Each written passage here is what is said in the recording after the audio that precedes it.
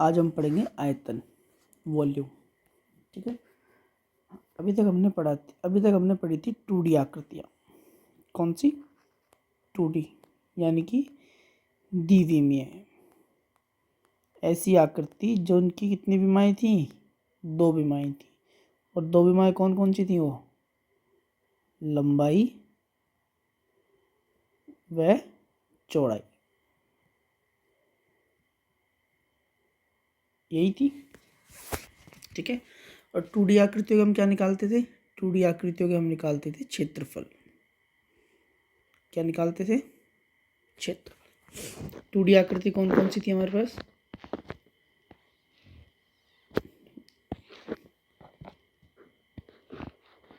वर्ग,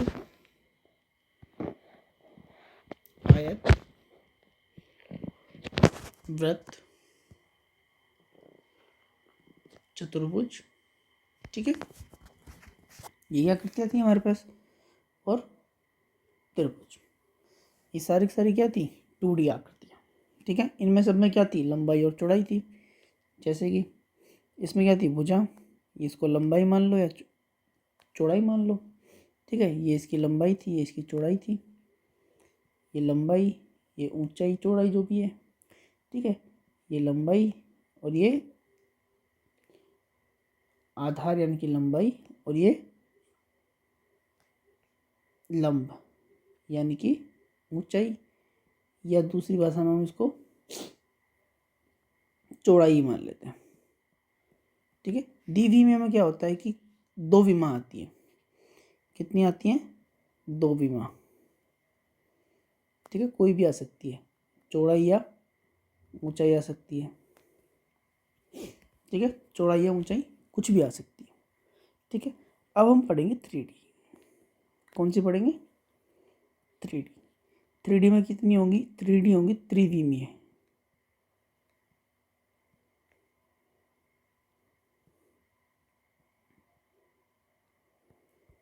ठीक है, इसकी 3 विमाएँ होंगी। कौन कौन सी? लंबाई,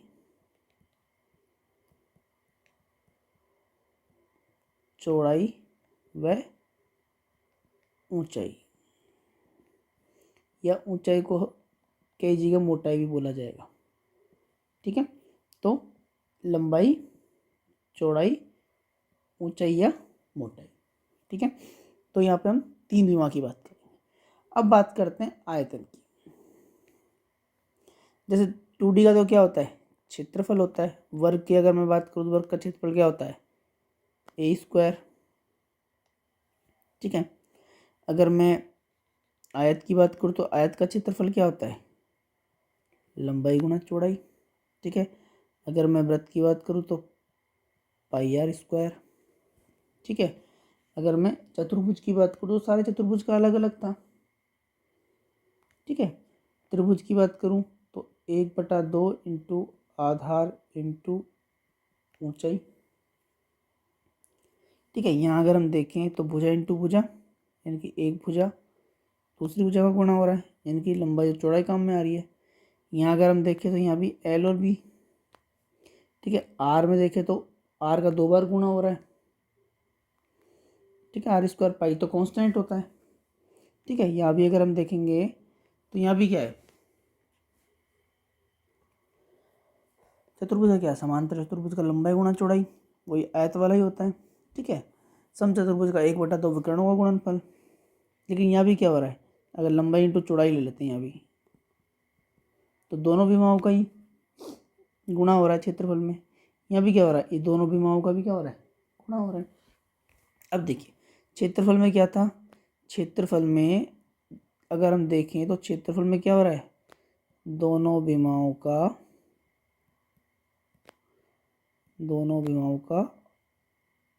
गुणन हो रहा है। ठीक है, क्या हो रहा है? दोनों विमाओं का गुणन हो रहा है। यहाँ पे देखिए ये दोनों का गुणा हो रहा है क्षेत्रफल में, यहाँ पे इन दोनों का भी गुणा हुआ है क्षेत्रफल में। πr² की बात करूँ तो पाई तो कांस्टेंट है, r इंटू आर, यहाँ पे एक ही विमा दी हुई है, हालांकि परिधि वगैरह सब कुछ आती है, तो यहाँ पे भी क्या हो रहा है? इसका गुणा ही हो रहा है। ठीक है, यहाँ पे भी लंबाई गुणा चौड़ाई गुणा हो रहा है, यहाँ पे भी आधार और इसका गुणा हो रहा है। आ गई समझ में? अब देखते हैं हम 3D में क्या होता है, 3 अलग अलग होती हैं, ठीक है। लंबाई भी होती है, चौड़ाई भी होती है, ऊंचाई या मोटाई भी होती है, ठीक है। अब हम समझते हैं आयतन। आयतन किसको कहते हैं, ठीक है। मैं आपको यही समझाना चाह रहा था, जैसे 2D में, जैसे द्विविमीय आकृति में तो क्या हो रहा था, क्षेत्रफल में क्या हो रहा था, क्षेत्रफल में दोनों विमाओं का गुणनफल हो रहा था,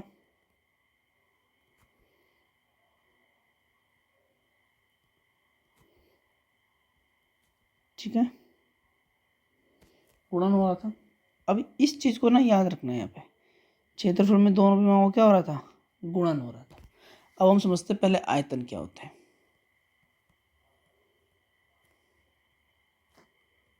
सबसे पहले हम समझते हैं कि आयतन होता क्या है। आयतन होता है कि जो वस्तु, मतलब कोई भी वस्तु, मान लो कोई भी चीज जो जितना स्थान घेरती है, कोई चीज, कुछ भी हो सकती है वो, कोई चीज जो जितना स्थान घेरती है, स्थान घेरती है, उसे वस्तु का आयतन कहते हैं। उसे वस्तु का आयतन कहते हैं, ठीक है। सपोज करो यहाँ पे मैंने ये एक डब्बा रख दिया, ठीक है।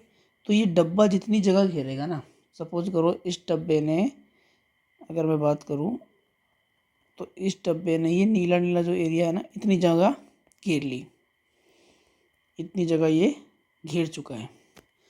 तो ये नीली वाली जगह क्या होगी, इसका आयतन, ठीक है। आपके पास किताब है, आपका फ़ोन है, आपका फ़ोन ने जितनी जगह घेरी हुई है ना, वो उस फ़ोन का आयतन होगा, ठीक है। क्योंकि फ़ोन में भी क्या है, सबसे पहले हमें देखना होगा कि उसमें 3 डायमेंशन है या नहीं है। आयतन उन्हीं का होता है जिनमें 3 डायमेंशन हो, ये 3D हो, लंबाई हो, चौड़ाई हो और मोटाई या ऊंचाई हो। आपका फ़ोन है, लंबा भी है, चौड़ा भी है और मोटा भी है ना थोड़ा सा, तो ये जितनी जगह घेर रहा है ये कहलाएगा आयतन। आयतन निकालने का सूत्र है, अगर मैं आपको बोलूँ आयतन निकालने का सूत्र है, आधार का क्षेत्रफल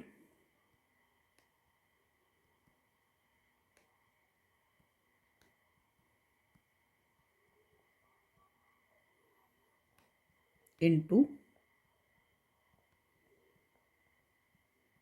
ऊंचाई, ठीक है। आयतन का फॉर्मूला है, आयतन निकालने का सूत्र है आधार का क्षेत्रफल इनटू ऊंचाई। ये हमें याद रखना है। अगर हम बाई चांस एग्जाम में किसी भी 3D आकृति के आयतन का अगर फॉर्मूला भूल भी जाएं, ठीक है, भूल भी जाएंगे तो भी कोई प्रॉब्लम वाली बात नहीं है। इस फॉर्मूले से हम तुरंत वहीं पे अपना फॉर्मूला बना लेंगे। तो इसको याद रखना है कि आधार का क्षेत्रफल इनटू ऊंचाई, ठीक है। आयतन का फॉर्मूला होता है आधार का क्षेत्रफल इनटू ऊंचाई, ठीक है। अब चलते हैं कि आयतन किन किन आकृतियों का निकलता है। हमारे सिलेबस के अकॉर्डिंग पढ़ेंगे। आयतन तो वैसे हर चीज़ का निकाला जा सकता है, ठीक है। कोई कैसी भी टेढ़ी मेढ़ी वस्तु हो, उसको अलग अलग पार्ट में तोड़ के भी उसका आयतन निकाला जा सकता है, हर चीज़ का आयतन निकाला जा सकता है। लेकिन हमारे जो सिलेबस में है, हमारे सिलेबस में है, पहला है घनाभ, ठीक है। दूसरा है घन, तीसरा है बेलन, ठीक है। चौथा है शंकु, पांचवा है छिन्नक,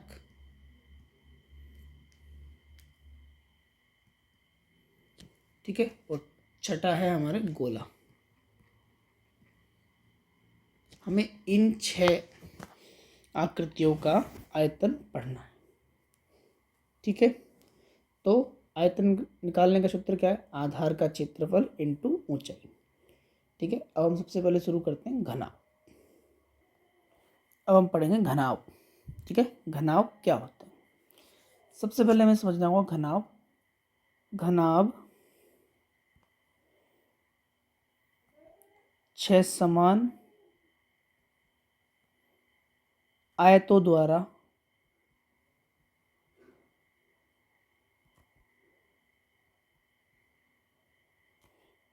निर्मित होता है।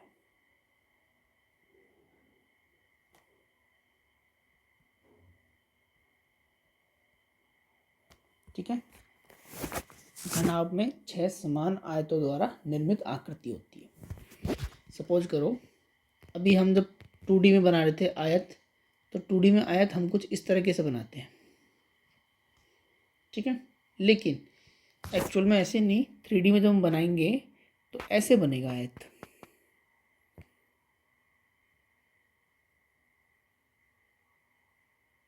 ठीक है, थोड़ा सा डायमेंशन टेढ़ा होकर दिखेगा। अब ये हो गया हमारा आयत। ठीक है, ये हमारा पहला आयत हो गया। ठीक है, इसी के ऊपर इसी की ये सतह मान लो, इसको मैंने नाम देता हूँ A, B, C और D। ठीक है, तो भुजा AB पर मैंने एक और आयत खड़ा कर दिया। सपोज करो वो आयत है ये मैंने एक आयत, ज़्यादा बड़ा हो गया,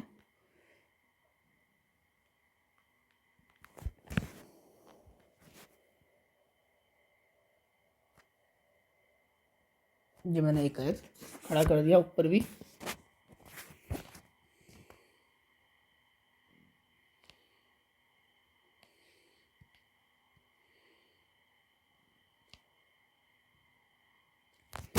ठीक है, ये देखिए ये एक आयत मैंने ऊपर भी खड़ा कर दिया। अब कितने आयत हो गए? 2। ठीक है, ऐसे ही मैंने एक भुजा कौन सी पे? DC पे भी खड़ा कर दिया। ये मैंने एक भुजा DC पे खड़ा कर दिया आयत। ठीक है, अब आयत कितने हो गए? एक मैंने AB पे खड़ा कर दिया। ठीक है, एक अपना ABCD है ही है, एक मैंने DC पे खड़ा कर दिया। ठीक है, अब एक भुजा AD पर, एक भुजा AD पर, एक भुजा तो ये आ गई इसकी, इस पे टच हो जाएगी, एक इस पे टच हो जाएगी। ठीक है, अगर AD पे मैं एक और आयत खड़ा करूँगा तो एक भुजा इस पे टच हो जाएगी आयत की, एक भुजा इस पे टच हो जाएगी, एक भुजा इस पे टच हो जाएगी, और ये एक भुजा ये हो गई। ठीक है, तो मैंने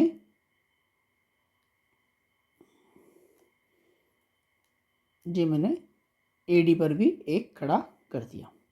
कितने आयत हो गए? एक ABCD हो गया, एक AB हो गया, ठीक है, एक DC पे हो गया और एक AD पे हो गया। कितने हो गए? 4 हो गए। ठीक है, सेम ऐसे ही मैं BC पे भी एक खड़ा कर दूंगा। एक भुजा इस पे टच हो जाएगी, दूसरी भुजा इस पे टच हो जाएगी, तीसरी भुजा इस पे टच हो जाएगी और चौथी भुजा ये आ गई। तो एक मैंने BC पर खड़ा कर दिया। कितने हो गए? 5। एक ऊपर वाला एक आयत ये आ गया, एक आयत ये आ गया। ठीक है, कितने हो गए? 6 हो गए। कितने हो गए? इनको अगर मैं नाम दूंगा तो PQRS दे दिया, चलो मैंने नाम इसका, तो एक कौन सा हो गया फिर? PQRS। तो टोटल कितने हो गए? एक आयत, दूसरा, तीसरा, चौथा, पांचवा और छठा। कितने आयतों से मिलके बना हुआ है? 6 आयतों से। आ गया समझ में? ठीक है, पहली चीज। दूसरा पॉइंट है कि एक घनाभ में 6 समान आयत हो गई, तो घनाभ में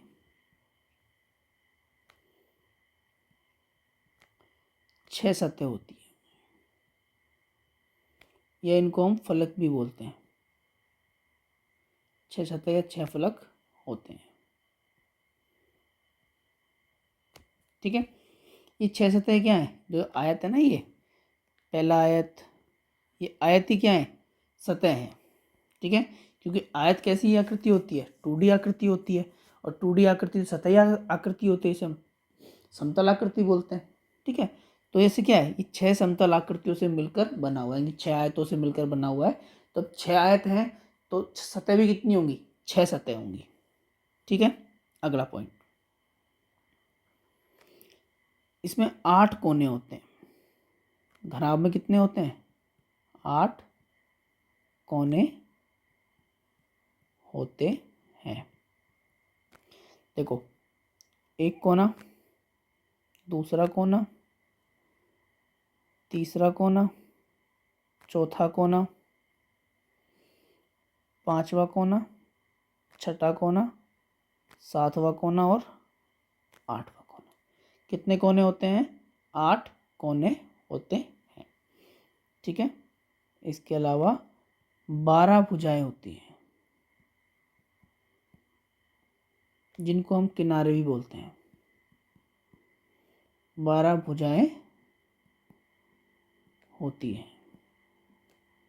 ठीक है, कितनी भुजाएं होती हैं? 12 भुजाएं होती हैं। अब आपको मैं 12 भुजाएं गिनवा देता हूँ। पहली भुजा ए बी, ठीक है, ए बी। दूसरी भुजा बी सी, तीसरी भुजा सी डी, चौथी भुजा डी ए। 4 भुजा हो गई। ठीक है, पांचवी भुजा ई एफ, छठी भुजा एफ जी, सातवीं भुजा जी एच, आठवीं भुजा एच या ई एच या एच ई। ठीक है, नौवीं भुजा हो जाएगी ए ई। ठीक है, 10वीं भुजा हो जाएगी बी एफ,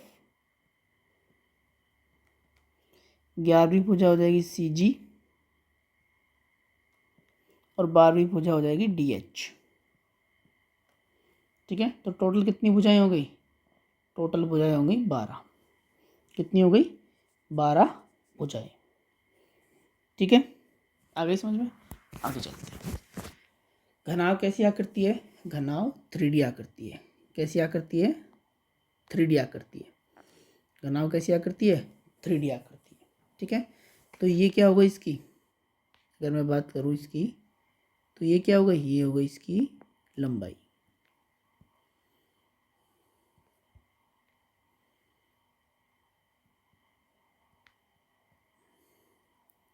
ठीक है, और ये वाला हिस्सा क्या हो गया?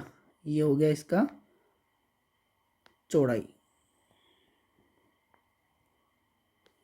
ठीक है, और ये वाला हिस्सा क्या हो गया? ये हो गई इसकी ऊंचाई। ठीक है, या इसको मोटाई भी बोल सकते हैं कि हाँ भाई ये घनाभ इतना मोटा होता है। ठीक है, अब घनाभ जैसी आकृतियाँ क्या होती हैं? बेड, जो सिंगल बेड होता है, ठीक है, वो क्या होता है? घनाभ ही होता है। क्या होता है? घनाभ ही होता है। संदूक, ठीक है, बक्सा, मिठाई का डिब्बा,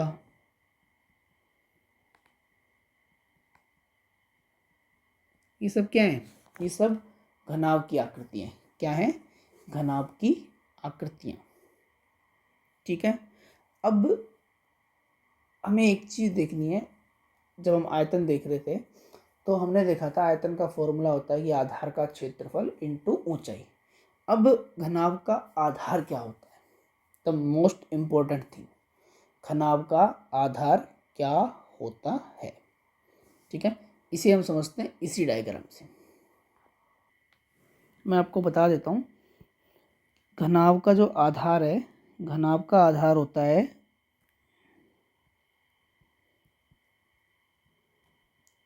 ये याद रखना है, घनाभ का आधार क्या होता है? घनाभ का आधार होता है आयत। क्या होता है? आयत। आयतों से मिलके बना हुआ है, तो आधार क्या होगा? आयत। अब आप देखिए कि आयत में और घनाभ में क्या फ़र्क है। भाई आयत में और घनाभ में क्या फ़र्क है? ये मैंने एक आयत है, ये मैंने एक आयत बनाया। ठीक है, ऊपर की आकृति को आप थोड़ी देर के लिए भूल जाओ। ये मैंने एक आयत बनाया। ठीक है, या मैंने एक आयत लिया जिसकी लंबाई चौड़ाई कुछ एल भी मान लो आप, तो लंबाई चौड़ाई कुछ भी मान लो, वो मैंने एक आयत लिया। ठीक है। सेम साइज का मैंने दूसरा आयत लिया और वो इसी के ऊपर रख दिया। सपोज करो इसी के ऊपर मैंने ये दूसरा सेम साइज का आयत भी रख दिया, ठीक है। फिर मैंने एक और सेम साइज का आयत लिया, वो भी मैंने इसी के ऊपर रख दिया, ठीक है। आप लाइन से समझते जाना, इसके ऊपर मैं एक एक आयत रखता जा रहा हूँ, ठीक है। फिर मैंने एक और आयत लिया, वो भी इसी के ऊपर रख दिया, और ये सारे आयत क्या हैं, सेम साइज के हैं। सारे आयत कैसे हैं, सेम साइज के, ठीक है। अब आप देख रहे होगे कि जब आयत नीचे वाला था, ठीक है, उसकी कोई मोटाई नहीं थी, लेकिन धीरे धीरे क्या हो गया, इसकी मोटाई बढ़ती जा रही है। ये देखो मोटाई बढ़ती जा रही है, धीरे धीरे क्या हो रहा है, मोटाई बढ़ती जा रही है। ऐसे ही जब मैं इस पे एक एक परत पे परत आयत चढ़ाता जाऊंगा तो क्या होगा कि इसकी मोटाई जो होगी क्या होगी, बढ़ती रहेगी, या ऊंचाई इसकी क्या होती रहेगी, बढ़ती रहेगी। यानी कि इसको ऐसे बोल सकते हैं कि समान आयतों का एक समूह सा अपन ने, मैं ठोस की बात कर रहा हूँ, ठीक है। अगर सिर्फ 6 आयतों को मिला के बनाएंगे तो वो खाली बनेगा, खोखला बनेगा, अंदर से खोखला होगा, जस्ट लाइक संदूक और मिठाई का डब्बा, ठीक है। सपोज करो मैं सिर्फ पेपर, यानी कि एक जो पेपर है, पेज है, आपकी कॉपी का पेज है, आपकी बुक का पेज है, वो भी तो क्या है, वो भी तो एक आयत है। अगर मैं उस पेज के ऊपर पेज के ऊपर पेज के ऊपर पेज के ऊपर पेज रखता जाऊंगा तो आपकी किताब बन जाती है, ठीक है। पेज की कोई मोटाई नहीं होती, नेग्जिबल होती है, लेकिन किताब की मोटाई तो होती है ना। बस मैं वही समझाना चाह रहा हूँ। पेज क्या है, पेज आयत है, और किताब क्या है, किताब घनाभ है। आगे समझ में, आगे चलते हैं। घनाभ का आयतन, ठीक है। आयतन हम समझ गए, आयतन क्या होता है, आयतन होता है कि कोई वस्तु कितना स्थान घेरती है, उसको हम क्या बोलते हैं, आयतन बोलते हैं, ठीक है। अब आप एक बात समझिए, या फिर आयतन को दूसरी भाषा में है समझ लीजिए कि किसी कोई ऐसा बॉक्स, जार या ऐसा कोई कंटेनर कि उसमें हम कितना सामान भर सकते हैं, तो वो क्या होगा, आयतन, ठीक है। सपोज करो ये एक पानी की बोतल है, ठीक है, ये एक पानी की बोतल है। इसकी जो कैपेसिटी है वो कितनी है, इसकी कैपेसिटी है मान लो 1 लीटर की, इसकी कैपेसिटी कितनी है, 1 लीटर की। तो इसका आयतन कितना हो गया, इसका आयतन हो गया 1 लीटर। क्यों, क्योंकि इसमें सिर्फ कितनी कैपेसिटी भर सकते हैं, 1 लीटर। तो जितना हम उसमें भर सकते हैं वही आयतन कहलाएगा, ठीक है। अब सपोज करो ये तो पूरी कांच की बनी हुई है, अंदर से भी पूरी ठोस है, पूरी ठोस। अब इसमें कुछ नहीं भर सकते, तो इसका मतलब थोड़ी इसका आयतन नहीं है। इसके अंदर जो भरा हुआ है भाई, पहले एक कांच की बोतल बनी होगी या कोई सांचा होगा, उस सांचे का आयतन के अकॉर्डिंग है तो उसमें फिर कांच भरा गया था, तो वो पूरा क्या हो जाएगा, फिर वो पूरा भी क्या कहलाएगा, उसका भी आयतन कितना आएगा, 1 लीटर ही आएगा। आ गई बात समझ में। अब आयतन समझते हैं। आयतन का बेसिक फॉर्मूला क्या था, आयतन का बेसिक फॉर्मूला था आधार का क्षेत्रफल इंटू ऊंचाई, इंटू ऊंचाई। और इसका आधार क्या होता है, घनाभ का आधार क्या होता है, आयत। घनाभ का आधार क्या होता है, आयत। और आयत का क्षेत्रफल क्या होता है, आयत का क्षेत्रफल होता है लंबाई इंटू चौड़ाई। आयत का क्षेत्रफल यही होता है ना, लंबाई इंटू चौड़ाई। जबकि आधार क्या है, आधार क्या है हमारा, आधार तो आयत है। तो आयत का क्षेत्रफल क्या होगा, लंबाई इंटू चौड़ाई इंटू ऊंचाई, इंटू ऊंचाई, ठीक है। और यही क्या होगा, यही हमारा जो घनाभ का आयतन है उसका सूत्र होगा, ठीक है। यानी क्या हुआ था, पहले एक आयत था, आयत का क्षेत्रफल निकाला, अब आयत के साथ क्या हुआ, उसकी एक डायमेंशन और बढ़ गई, तो उसको भी हमने क्या कर दिया, इसमें मल्टीप्लाई कर दिया, ठीक है। जैसे 2D में क्या हो रहा था, 2D में तो सिर्फ दो, हमें दो दी हुई थी, चौड़ाई और लंबाई, इन दोनों का मल्टीप्लाई हुआ था। अब हमें क्या, हमें हाइट भी मिल गई, तो इसका भी मल्टीप्लाई हो जाएगा आयतन, ठीक है। आगे चलें, एक छोटा सा सवाल यही बना के मैं करवा देता हूँ आपसे, ठीक है। सपोज करो ये एक घनाभ है जिसकी लंबाई 5 सेंटीमीटर है, ठीक है, चौड़ाई 3 सेंटीमीटर है, ऊंचाई 6 सेंटीमीटर है, ठीक है। तो इसका आयतन क्या होगा, इसका आयतन क्या होगा। तो आधार का क्षेत्रफल इंटू ऊंचाई, तो आधार का क्षेत्रफल आयतन क्या होता है, लंबाई गुणा चौड़ाई इंटू ऊंचाई। आप डायरेक्ट याद रख लीजिए, अगर आपको डायरेक्ट याद रखना है तो डायरेक्ट याद रख लीजिए कि घनाभ का आयतन का क्षेत्रफल, आयतन का सूत्र क्या होता है, लंबाई इंटू चौड़ाई इंटू ऊंचाई। या फिर आप ऐसे याद कर लीजिएगा, आधार का क्षेत्रफल इंटू ऊंचाई।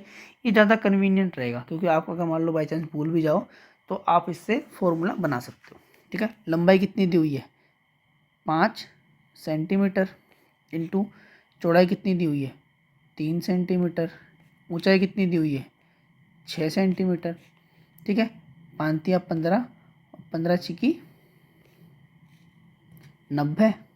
ठीक है, तो 90 ही आ गया। सेंटीमीटर को सेंटीमीटर से गुणा करूँगा, सेंटीमीटर स्क्वायर को सेंटीमीटर से गुणा करूँगा तो क्या आ जाएगा, सेंटीमीटर क्यूब। ध्यान रखना, क्षेत्रफल में मात्रक स्क्वायर में आता है, आयतन में मात्रक घन में आता है। ठीक है, अगर मैं बात करूँ आयत का क्षेत्रफल की, तो आयत के क्षेत्रफल में क्या होता है इसका 5 सेंटीमीटर इंटू 3 सेंटीमीटर करता, कितना आता 15 सेंटीमीटर स्क्वायर। लेकिन आयतन में कितना आ रहा है 90 सेंटीमीटर क्यूब। ठीक है ना, इस चीज़ का बहुत ध्यान रखना। एग्जाम में ऑप्शन में दिया होता है 90 सेंटीमीटर स्क्वायर, 90 सेंटीमीटर क्यूब। जल्दी जल्दी में हमारा आंसर आ गया 90, हमने देखा 90 आ गया और 90 सेंटीमीटर स्क्वायर पे हमने कर दिया टिक। सवाल सही करने के बावजूद भी गलत हो गया। तो इस चीज़ का बड़ा ध्यान रखना। ठीक है, आयतन में क्यूब, क्षेत्रफल में स्क्वायर। ठीक है, और ये आयतन में हमेशा हमेशा ये ऑप्शन में होता ही है। ठीक है, अब हम देखते हैं घनाभ का संपूर्ण पृष्ठीय क्षेत्रफल। ठीक है, तो ये हमें घनाभ दिया हुआ है, संपूर्ण पृष्ठीय क्षेत्रफल देखते हैं अब।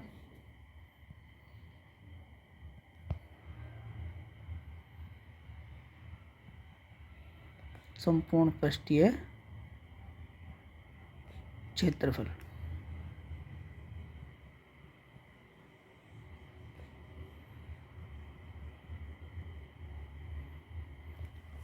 यानी कि सभी, संपूर्ण मतलब सभी, पृष्ठ मतलब पृष्ठीय क्षेत्रफल मतलब पृष्ठों का क्षेत्रफल, सभी पृष्ठों का क्षेत्रफल। अब हम पृष्ठ मतलब सतह, फलक। ठीक है, पृष्ठ मतलब सतह या फलक। एक घनाभ में कितनी फलक होती है, कितनी सतह होती हैं, 6 सतह होती हैं। कितनी सतह होती हैं, 6 सतह होती हैं। ठीक है, तो इन सभी 6 सतहों का जो पृष्ठ का जो क्षेत्रफल होगा, इन जब 6 सतहों का जो क्षेत्रफल होगा वो कहलाएगा संपूर्ण पृष्ठीय क्षेत्रफल। यानी कि 6 सतहों का जो क्षेत्रफलों का जो योग आएगा वो कहलाएगा संपूर्ण पृष्ठीय क्षेत्रफल। ठीक है, तो इसका सीधा सीधा फॉर्मूला क्या होता है, सपोज करो यहाँ पे कितने कितने दिए हुए हैं, 6 आयत दिए हुए हैं। ठीक है, 6 समान आयत से भी बना हो सकता है कि 6 असमान आयत भी हो। असमान तो नहीं होते, आमने सामने के आयत समान आएंगे उसमें भी। ठीक है, आमने सामने के आयत तो समान ही आएंगे तभी बॉक्स बन पाएगा। ठीक है, लेकिन कुल मिला के बात यह है कि 6 आयतों से मिलकर बना होगा। सपोज करो कि ये एक आयत है, इसकी लंबाई कितनी दे रखी है 3 सेंटीमीटर। ठीक है, और ये इसकी चौड़ाई दे रखी है 2 सेंटीमीटर। तो जो ये वाला है, अगर मैं बात करूँ इस वाले की, तो ये जो ये वाला, ये दोनों बराबर होंगे। तो मैं इसको ऐसे लिख सकता हूँ ना कि 2 इंटू 3 इंटू 2। ठीक है, अगली बात समझ में। अब एक चीज़ ध्यान रखना, अगर ये वाली लेंथ 2 है तो इस वाला, अगर मैं इस वाले की बात करूँ तो इसमें 2 तो रहेगी रहेगी। ठीक है, क्या चेंज हो सकती है, ये मान लो ये मैंने रख ली 1, क्या रख ली 1, तो अभी इसकी कितनी हो जाएगी 2 इंटू 1 प्लस, जबकि इसकी भी 2 इंटू 1 ही रहेगी क्योंकि आमने सामने के तो बराबर होंगे। तो 2 इंटू 1। ठीक है, अब ऊपर वाली और नीचे वाली फलक की बात करते हैं। तो एक चीज़ देखना, ये वाली 3 है तो ये वाली भी 3 ही होगी। ठीक है, ये 1 है तो ये भी कितनी होगी 1 ही होगी, प्लस 2 इंटू 3 इंटू 1। ठीक है, तो कितना आ गया, 3 दूनी 6, 6 दूनी 12 प्लस 2 एकम 2 और 2 दूनी 4 और 3 दूनी 6, यानी कितना आ गया, 6 4 10 12, 22 सेंटीमीटर स्क्वायर। ठीक है, पृष्ठीय क्षेत्रफल स्क्वायर में आएगा, ध्यान रखना, क्षेत्रफल की बात हो रही, स्क्वायर में आएगा। तो ये क्या होगा, इसका संपूर्ण पृष्ठीय क्षेत्रफल हो गया। ठीक है, अब इसके फॉर्मूले की बात करते हैं।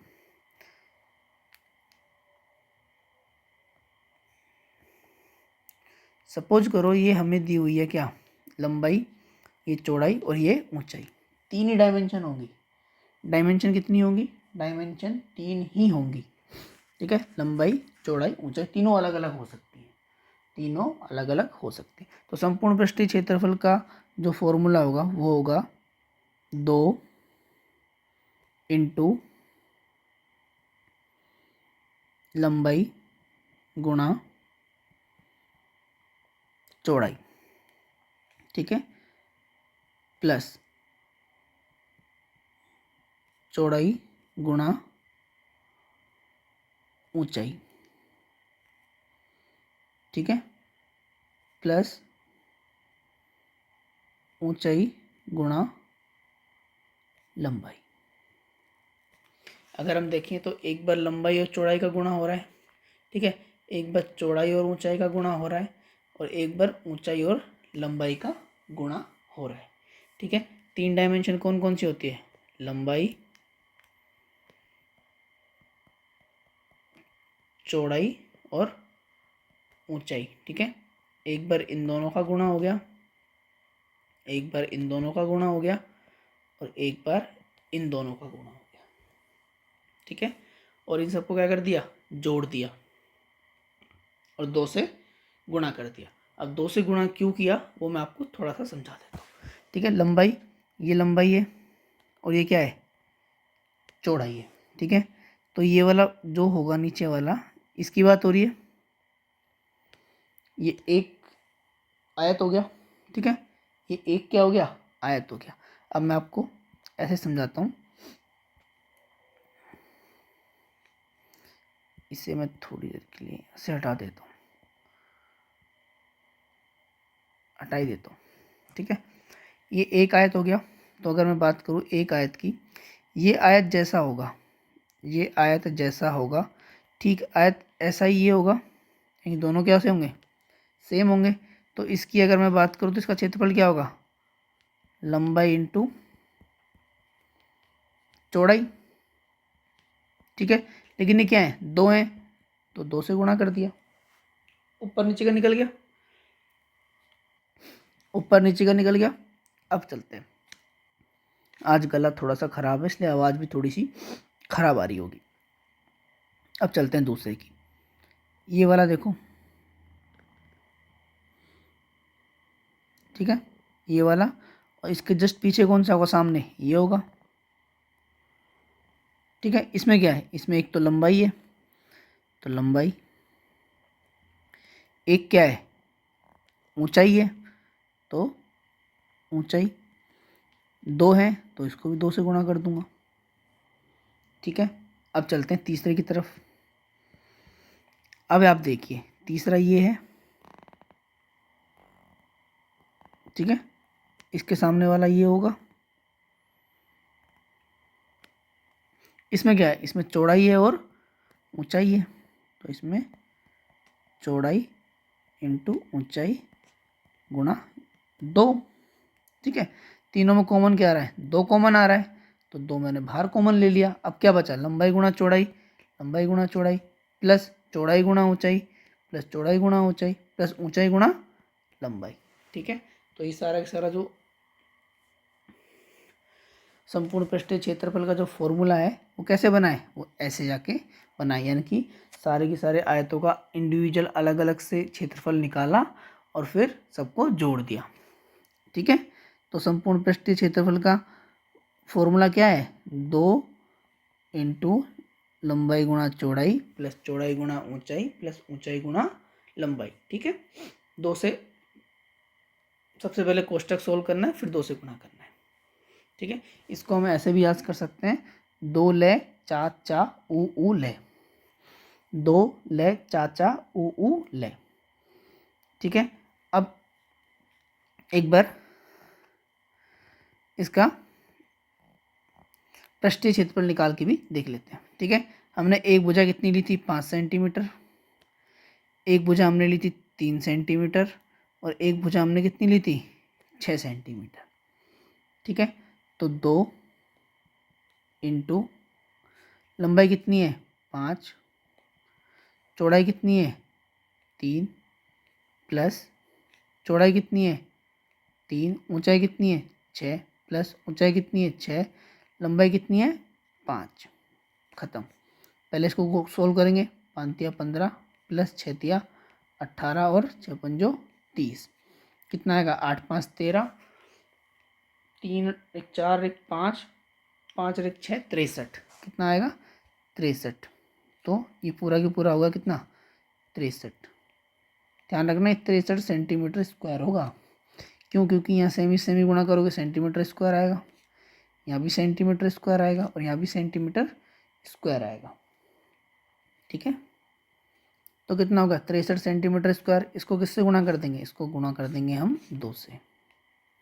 तो कितना हो जाएगा 3 दूनी 6, 6 दूनी 12, 126 सेंटीमीटर स्क्वायर। ये इसका क्या हो जाएगा संपूर्ण पृष्ठीय क्षेत्रफल।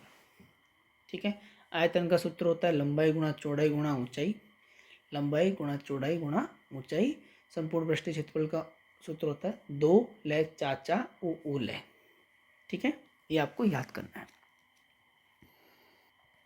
अब हम पढ़ेंगे घनाभ का विकर्ण। ठीक है, क्या पढ़ेंगे? घनाभ का विकर्ण।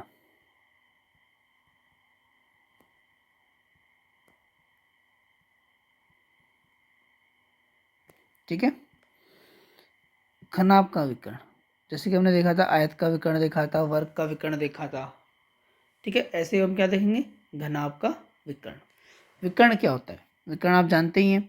सपोज करो ये क्या ये एक आयत है। ठीक है, इसकी ये वाली भुजा, इसकी ये वाली भुजा क्या कहलाएगी? विकर्ण।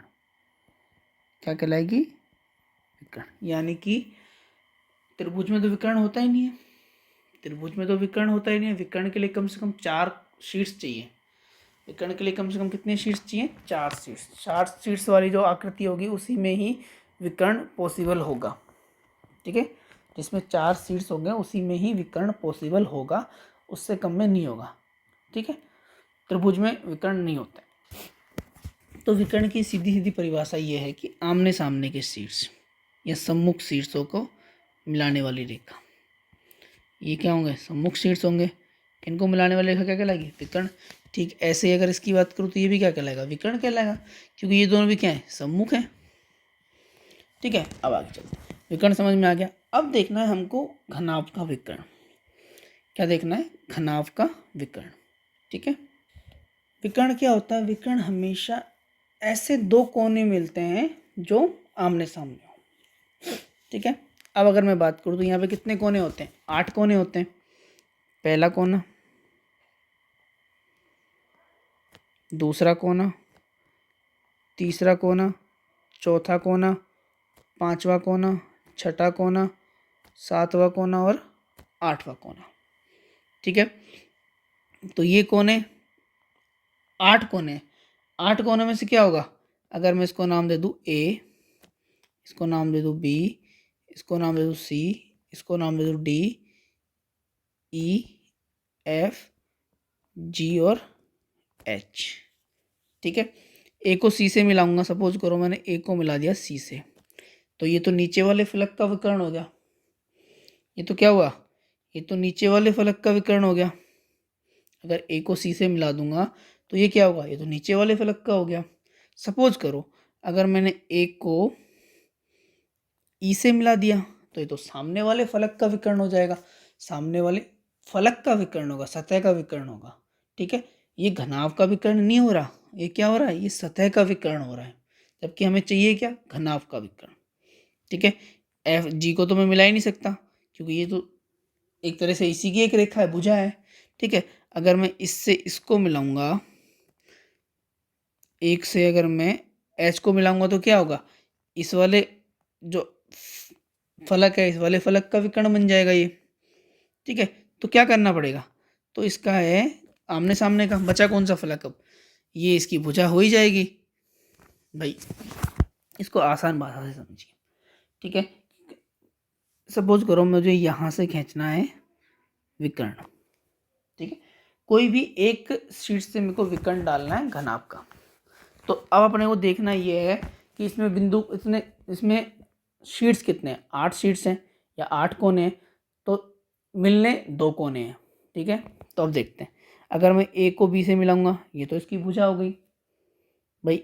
ए को अगर मैं बी से मिलाऊंगा तो ये तो मिलेगा नहीं, क्यों, क्योंकि तो इसकी भुजा हो गई। ठीक है, अगर मैं ए को सी से मिलाऊंगा, ए को अगर मैं सी से मिलाऊंगा, सपोज करो ए को मैं अगर सी से मिलाऊंगा तो ये क्या हो गया, ये तो जो ये वाला जो वृत्त है, सॉरी ये वाला जो आयत है ए बी सी डी, ये तो इसका विकर्ण हो गया, तो ये भी नहीं हुआ। ठीक है, अब मैं मिलाता हूँ ए को किससे, डी। ए को अगर डी से मिलाऊंगा, ए को मैंने मिला दिया किससे, डी से, तो ये भी क्या है, ये तो खुद ही अपने आप में एक भुजा है, तो ये भी गलत हो गया, तो ये भी विकर्ण नहीं हो सकता। अब देखते हैं, ए को मिलाया मैंने ई से, किससे मिलाया, ई से, तो ये आगे वाला जो आयत है ये तो इसका विकर्ण हो गया। अगर ए को मैं ई से मिला देता हूँ तो ये तो आगे वाले उसका आयत हो गया, आगे वाले आयत का विकर्ण हो गया, तो ये भी नहीं हुआ, घनाभ का नहीं हुआ, आयत का विकर्ण हो गया, एक सतह का विकर्ण हो गया। ठीक है, आगे चलते हैं, अब मिलाते हैं अगला। अब ए को किससे मिलाएंगे, बी से मिला लिया, सी से मिला, डी से मिला, ई से मिला लिया, एफ से मिलाएंगे। एफ से पहले मैं ए को जी से मिला लेता हूँ। ठीक है, ए को मैंने जी से मिलाया तो ये भी क्या हो गई, अगर मैं इसकी बात करूँ, ए को मैंने मिलाया किससे, जी से, तो ये भी नहीं हुआ, क्यों, क्योंकि ये भी एक भुजा हो गई इसकी, ये भी भुजा हो गई ना।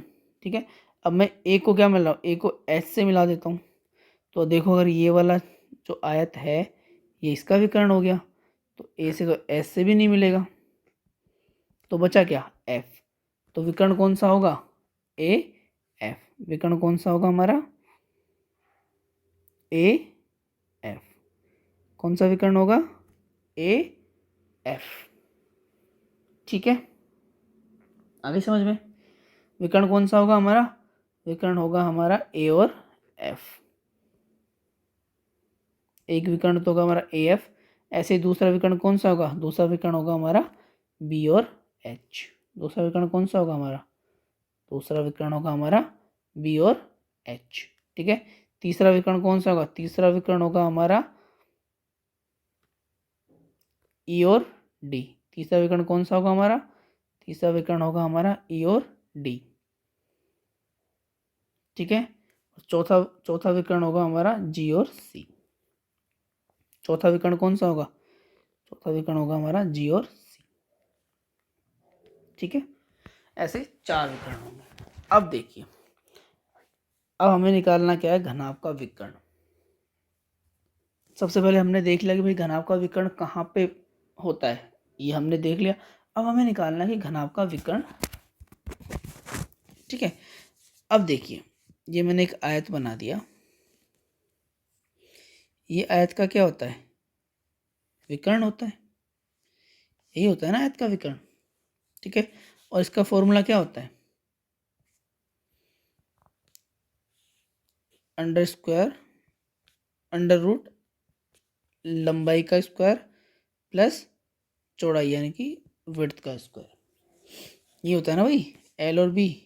और क्यों होता है, क्योंकि एक विकर्ण आयत को 2 समान त्रिभुजों में बांट देता है, समकोण त्रिभुजों में बांट देता है। ठीक है, तो ये समकोण त्रिभुज है, इसके सामने वाली भुजा क्या हो गई, कर्ण हो गई। और कर्ण निकालने का सूत्र क्या होता है, लंबाई का स्क्वायर प्लस चौड़ाई का स्क्वायर का अंडर रूट, ये होता है ना कर्ण का। कर्ण निकालने का सूत्र क्या होता है, कर्ण स्क्वायर बराबर लंब स्क्वायर प्लस आधार स्क्वायर। ठीक है, तो ये आधार हो गया, ये लंब हो गया, कर्ण निकालेंगे तो अंडर रूट हो जाएगा। ठीक है, अब देखते हैं यहाँ पे, यहाँ थोड़ा सा अलग है।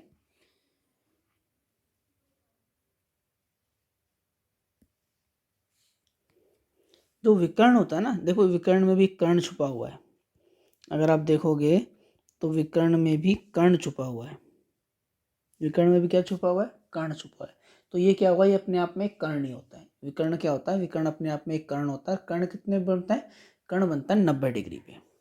ठीक है, तो इसकी एक भुजा तो ये रही। अगर मैं विकर्ण की बात करूं, अगर मैं विकर्ण की ही बात करूं तो देखो, इसका एक शीर्ष ये रहा और दूसरा शीर्ष कहाँ है? ये रहा। ठीक है, इन दोनों को मैं मिला देता हूँ। ये क्या है? ये हमारा है विकर्ण। ठीक है, अब देखोगे तो इस शीट से एक भुजा तो इसको मिल गई। इस शीट से क्या होगा? इसको एक भुजा तो मिल गई। इस शीट से इसको एक भुजा तो क्या हो गया? मिल गई। और ये कैसी है? सीधी है। तो ये क्या हो गई? ये हो गई इसकी लंब। ठीक है, लंब तो इसको मिल गया। अब इसको क्या चाहिए? अब इसको चाहिए आधार। अब देखिए, सी को ए से मिलाना होगा। अब मैं सी को मिला देता हूँ ए से। इस सी को मिलाया मैंने ए से। ठीक है, सी को मिला दिया मैंने ए से। अब अगर आप यहाँ पे देखो तो यहाँ पे ए सी क्या है? ए सी यहाँ पर आयत ए बी सी डी का विकर्ण है। क्या है? अगर आप ध्यान से देखोगे तो जो ए सी है वो क्या है? इस वाले आयत का विकर्ण है। ठीक है, इस वाले आयत का विकर्ण है। और ये क्या कहलाएगा? ये इस विकर्ण का क्या कहलाएगा? यहाँ पे आधार। ये इस विकर्ण के आधार का काम करेगा। आ गई बात समझ में? अब चलते हैं। अब यहाँ से बनेगा इसका फॉर्मूला। क्या बनेगा यहाँ से? इसका फॉर्मूला। ठीक है, तो ए बी सी डी के विकर्ण क्या होगा? ए बी सी डी का विकर्ण क्या होगा? ए बी सी डी का विकर्ण होगा अंडर रूट लंबाई, और ये क्या है? चौड़ाई। तो लंबाई का स्क्वायर प्लस चौड़ाई का स्क्वायर। ठीक है, ये क्या मिल गया हमें? ये हमें विकर्ण का आधार की लंबाई मिल गई। विकर्ण के आधार की क्या? तो हमें क्या मिल गया? हमें मिल गई जो विकर्ण ए सी, यानी कि आयत ए बी सी डी का जो विकर्ण है ए सी, उसकी हमें लंबाई मिल गई। ठीक है, ए सी बराबर क्या है? लंबाई का स्क्वायर प्लस चौड़ाई का स्क्वायर का अंडर रूट। ठीक है, अब देखिए, अब हमें करना क्या है? हमें तो चाहिए किसका विकर्ण? हमें चाहिए घनाभ का विकर्ण। हमें किसका चाहिए? हमें चाहिए घनाभ का विकर्ण। ठीक है, तो ये कितने डिग्री का कोण होगा? ये 90 डिग्री का कोण होगा। इसके सामने वाली भुजा कर्ण होती है, क्योंकि विकर्ण में कर्ण छुपा हुआ है। ठीक है, तो ए एफ बराबर क्या होगा? ए एफ बराबर होगा ए सी का स्क्वायर प्लस एफ सी का स्क्वायर। भाई, कर्ण का स्क्वायर बराबर क्या होता है? लंब का स्क्वायर प्लस आधार का स्क्वायर। तो ये तो आधार का स्क्वायर हो गया, लंब का स्क्वायर हो गया। ठीक है, ए सी का स्क्वायर और एफ सी का स्क्वायर। अगर मैं यहाँ पे ए सी का स्क्वायर करूँगा तो क्या आ जाएगा? ए सी का स्क्वायर आएगा लंब का स्क्वायर प्लस, सॉरी, लंबाई का स्क्वायर प्लस चौड़ाई का स्क्वायर। ठीक है, तो मैं अगर ए एफ स्क्वायर की बात करूँ तो ए सी स्क्वायर, ए एफ स्क्वायर की अगर मैं बात करूँ यहाँ पे, ठीक है, तो ए सी स्क्वायर कितना है? ए सी स्क्वायर है लंबाई का स्क्वायर प्लस चौड़ाई का स्क्वायर। ठीक है, प्लस एफ सी क्या है? एफ सी क्या है? एफ सी तो हाइट है। एफ सी क्या है? एफ सी तो हाइट है, यानी कि ऊंचाई है। तो ये क्या हो गया? ऊंचाई का स्क्वायर। ठीक है, तो ए एफ बराबर क्या हो गया? अगर मैं ए एफ बराबर करूँ तो इन सबका क्या हो जाएगा? अंडर रूट हो जाएगा। तो ए एफ बराबर हो गया अंडर रूट लंबाई का स्क्वायर प्लस चौड़ाई का स्क्वायर प्लस ऊंचाई का स्क्वायर। ठीक है, ये क्या होगा?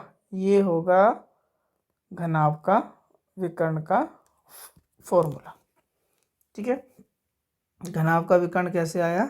घनाभ का विकर्ण ऐसे आया। ठीक है, घनाभ के विकर्ण का फॉर्मूला क्या होता है? अंडर रूट लंबाई का स्क्वायर प्लस चौड़ाई का स्क्वायर प्लस ऊंचाई का स्क्वायर। ठीक है, आगे चलते हैं। भी लगभग हमारी 48-49 मिनट की वीडियो हो चुकी है। ठीक है, घनाभ घनाभ में अगर बेसिकली अगर मेरे को समझाना होता सीधा सीधा तो क्या करना होता, एक तो मेरे को वॉल्यूम बताना था। घनाभ का वॉल्यूम क्या होता है, घनाभ का आयतन क्या होता है, घनाभ का आयतन होता है लंबाई गुणा चौड़ाई गुणा ऊंचाई, ये होगा घनाभ का आयतन। ठीक है, अगर मैं घनाभ के संपूर्ण पृष्ठीय क्षेत्रफल की बात करूं, संपूर्ण पृष्ठीय क्षेत्रफल की बात करूं तो क्या था, 2 इंटू लंबाई गुणा चौड़ाई प्लस चौड़ाई गुणा ऊंचाई प्लस ऊंचाई इंटू लंबाई। ठीक है, विकर्ण की बात करूं तो विकर्ण का फॉर्मूला क्या था, अंडर रूट लंबाई का स्क्वायर प्लस चौड़ाई का स्क्वायर प्लस ऊंचाई का स्क्वायर। सिर्फ 3 फॉर्मूले पढ़ाने थे, 5 से 10 मिनट का काम था। ठीक है, लेकिन मैं आपको एक एक चीज़ डिटेल से समझा रहा हूँ कि ये आया तो क्यों आया, अगर बाई चांस आप भूल भी जाओ तो आप वहाँ पे निकाल सको। ठीक है, आगे चलते हैं। अब हम पढ़ेंगे घन। अब हम पढ़ेंगे घन। घन को इंग्लिश में बोलते हैं क्यूब। ठीक है, क्यूब। और घन बना होता है 6 समान वर्गों से।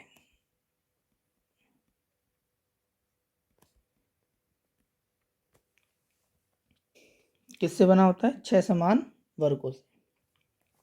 ठीक है, और घन का जो आधार होता है, घन का जो आधार होता है वो क्या होता है, घन का आधार होता है वर्ग।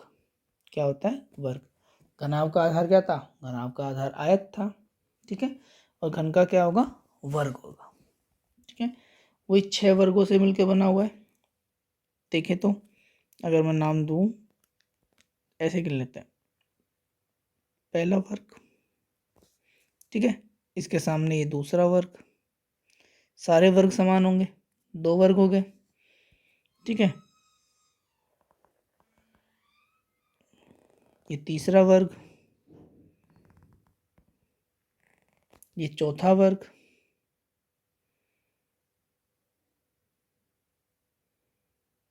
ठीक है,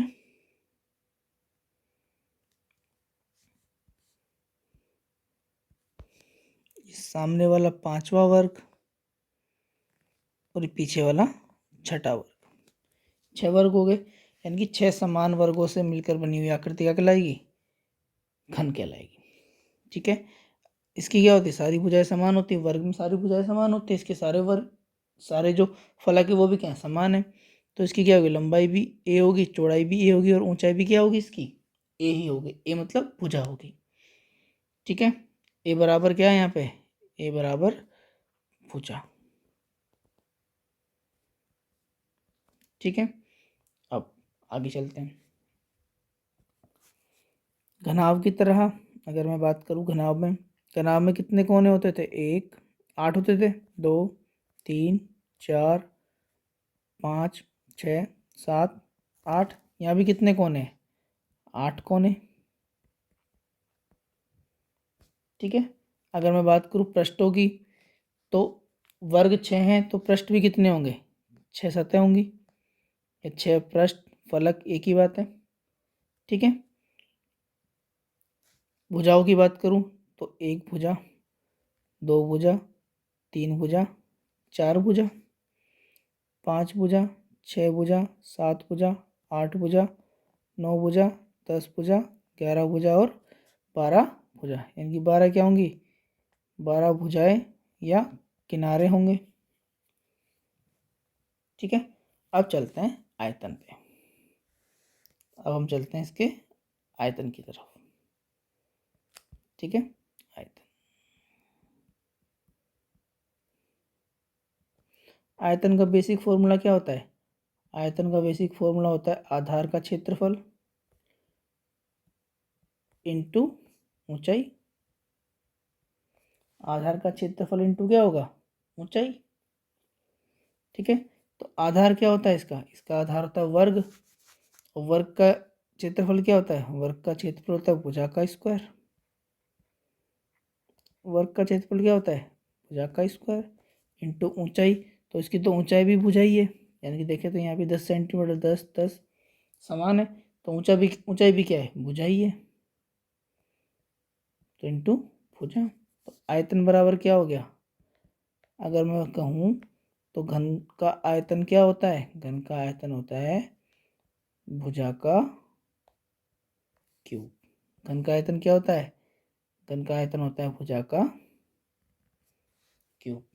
ठीक है, अब इसी से सवाल सोल्व करके देखते हैं।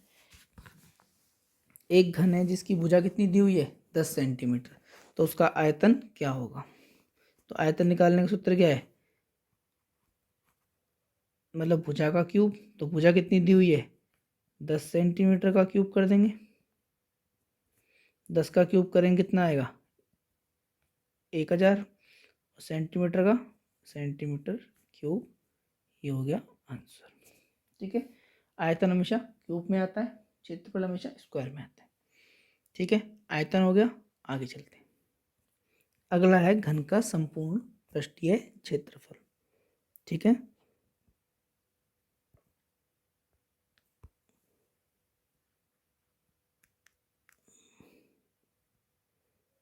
घन का संपूर्ण पृष्ठीय क्षेत्रफल। ठीक है, एक घन कितने वर्गों से बना होता है, 6 वर्गों से। कितने वर्गों से बना होता है, 6 वर्गों से। ठीक है, और एक वर्ग का क्षेत्रफल क्या होता है, वर्ग का क्षेत्रफल होता है भुजा का स्क्वायर। ठीक है, तो एक वर्ग का क्षेत्रफल क्या है, एक वर्ग का क्षेत्रफल है भुजा का स्क्वायर, और यहाँ पे सारे वर्ग क्या है, समान। और कितने वर्ग हैं, 6। तो संपूर्ण पृष्ठीय क्षेत्रफल क्या होगा, घन का संपूर्ण पृष्ठीय क्षेत्रफल का सूत्र क्या होता है, 6 इंटू भुजा का स्क्वायर। ठीक है, 6 इंटू भुजा स्क्वायर। आ गई समझ में, आगे चलते हैं। अगला है घन का विकर्ण। अगला है घन का विकर्ण। ठीक है, विकर्ण का वही फॉर्मूला है कि दो आमने सामने के शीर्षों को मिलाने वाली रेखा। ठीक है, तो एक शीर्ष ले लिया मैंने ये, तो दूसरा क्या होगा, कौन सा शीर्ष होगा, दूसरा शीर्ष होगा ये वाला। भाई घनाभ में जो सीन होता है सेम वर्ग में वो घन में वही होता है, जो घनाभ में था वही घन में होगा। ठीक है, ये दोनों रेखा, ये वाली रेखा क्या होगी, ये वाली रेखा होगी विकर्ण, ये वाली रेखा क्या होगी, ये होगी विकर्ण। ठीक है, अब मैं बात करूं तो इस शीर्ष से ये रेखा मिल रही है। ठीक है, तो ये क्या हो गया, ये तो इसका लंब हो गया। ठीक है, और इसको इन दोनों को अगर मैं मिला दूंगा तो ये क्या होगा, ये नीचे वाले वर्ग, इस वाले वर्ग की क्या होगा, ये अगर मैं देखूं तो ये तो इस वाले वर्ग का कर्ण हो गया। ठीक है, ये जो इसका आधार का काम करेगी, तो लेकिन ये है क्या, ये तो नीचे वाले वर्ग की क्या है, वर्ग का क्या है, विकर्ण है। तो वर्ग का विकर्ण क्या होता है, अगर मैं बात करूं तो वर्ग का विकर्ण क्या होता है, वर्ग का विकर्ण क्या होता है, √2 इंटू भुजा। वर्ग का विकर्ण क्या होता है, √2 इंटू भुजा। ठीक है, तो अगर मैं इसकी बात करूं तो विकर्ण का स्क्वायर हो जाएगा, विकर्ण का स्क्वायर यानी कि ये वाली भुजा का, ये 90 डिग्री है, इसके सामने जो कर्ण है ये। ठीक है, इसका स्क्वायर बराबर क्या होगा, ये वाली भुजा, ये तो भुजा ही होगी भाई। अगर ये भुजा ए है तो ये भी तो ए ही होगी, यानी कि ये भुजा है तो ये भी भुजा ही होगी। ठीक है, तो भुजा का स्क्वायर, भुजा का स्क्वायर। ठीक है, प्लस ये क्या है, ये इसका विकर्ण है। अगर मैं इसका स्क्वायर कर दूंगा तो क्या हो जाएगा, अगर मैं इसका स्क्वायर करूंगा तो क्या हो जाएगा, √2 का स्क्वायर करूंगा 2, और भुजा का स्क्वायर करूंगा तो भुजा स्क्वायर, 2 भुजा स्क्वायर। अगर बात करें तो क्या हो जाएगा, भुजा स्क्वायर प्लस 2 भुजा स्क्वायर कितना हो जाएगा, 3 भुजा का स्क्वायर। ठीक है, ये क्या है, विकर्ण बराबर, ये विकर्ण का स्क्वायर बराबर है। ठीक है, ये क्या है, विकर्ण का स्क्वायर बराबर है। अगर मैं विकर्ण निकालूंगा, अगर मुझे विकर्ण निकालना है क्या करूंगा, इसका अंडर रूट कर दूंगा। तो 3 का तो क्या हो जाएगा, अंडर रूट 3, और भुजा स्क्वायर का क्या हो जाएगा, भुजा। तो घन का विकर्ण क्या होता है, घन का विकर्ण होता है अंडर रूट रूट 3 भुजा, रूट 3 भुजा। ठीक है, तो विकर्ण क्या होता है, रूट 3 भुजा। ठीक है, अगला है बेलन, सिलेंडर। ठीक है, बेलन आपने देखा होगा, पाइप बेलन होता है। ठीक है, बेलन वो वाला नहीं, घर वाला जो बेलन होता है। हाँ, अगर उसका बीच वाला हिस्सा देखें तो बेलन होता है। ठीक है, पाइप है, बेलन होता है। और पेन, गोल जो पेन है बिल्कुल, वो भी बेलन होता है। ठीक है, सिलेंडर, सिलेंडर का नीचे वाला हिस्सा वही बेलन होता है। ठीक है, आई समझ में। तो ये सारे बेलन होते हैं। अब देखिए, जैसे कि अभी हमने देखा था घनाभ कैसे बना, घनाभ 6 आयतों से मिलके बना हुआ था, घन 6 वर्गों से मिलके बना हुआ था। तो बेलन की संरचना कैसे आती है, या अगर बात करें तो जो घनाभ था, घनाभ का जो बेस था, आधार, वो आयत था। ठीक है, घन का आधार वर्ग था। तो बेलन का आधार क्या है, तो बेलन का आधार होता है वृत्त। ठीक है, बेलन का आधार क्या होता है, वृत्त। सपोज करो ये क्या है, एक वृत्त है। जब 2D में वृत्त बनाते हैं तो 2D में वृत्त बनता है ऐसे। ठीक है, लेकिन जब 3D में वृत्त बनाएंगे तो एक्चुअल में वृत्त बनेगा ऐसे। ठीक है, जब मैं इसको, अगर मैं 3D में बनाऊंगा ना तो ये ऐसे बनेगा। ठीक है, जब मैं इसको 3D में बनाऊंगा तो ये कुछ ऐसा बनेगा। ठीक है, अब चलते हैं आगे। ठीक है, ये क्या है, एक वृत्त है। अब देखिए, मैं इस एक वृत्त के ऊपर वृत्त चढ़ाते जाता हूँ। ये मैंने एक और वृत्त चढ़ा दिया इसके ऊपर। ठीक है, ऐसे ही मैंने एक और वृत्त चढ़ा देता हूँ। ये मैंने एक और वृत्त चढ़ा दिया। थोड़ी सी साइज इधर उधर हो जाए तो ठीक है ना, माइंड मत करना। बाकी मैं जो आपको समझाना चाह रहा हूँ आप बस वो समझिए। ठीक है, ये मैंने तीसरा एक और वृत्त चढ़ा दिया इसके ऊपर।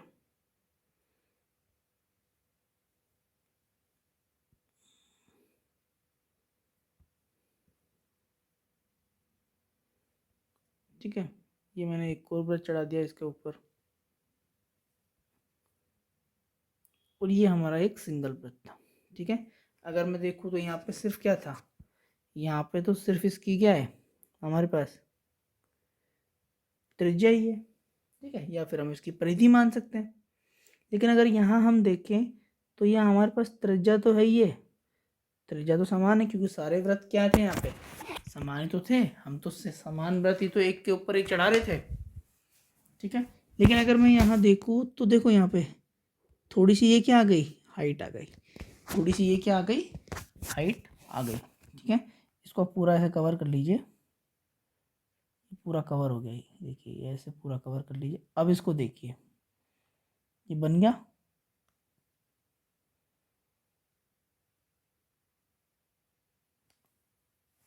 ये बन गया बेलन।